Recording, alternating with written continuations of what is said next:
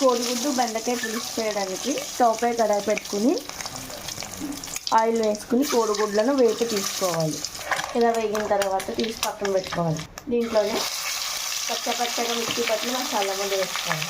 కొంచెం పసుపు ఉప్పు కూడా వేసుకోవాలి. దీంట్లోనే కొంచెం అల్లం వెల్లుల్లి పేస్ట్ కూడా వేసుకోవాలి.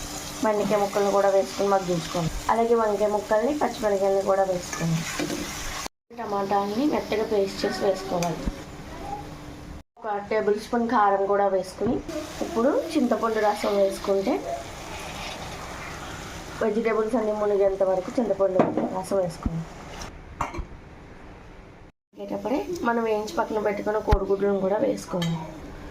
ఇలా పులుసు దగ్గరగా మరిగిన తర్వాత కొత్తిమీర జల్లుకుంటే బెండకాయ కోడిగుడ్ల పులుసు రెడీ. ఇలా దగ్గరగా మరిగి ఆయిల్ మొత్తం బయటికి కక్కేసింది కాబట్టి టేస్ట్ సూపర్ ఉంటుందండి. తప్పకుండా ట్రై చేయండి. బెండకాయ కోడిగుడ్డు పులుసు రెడీ.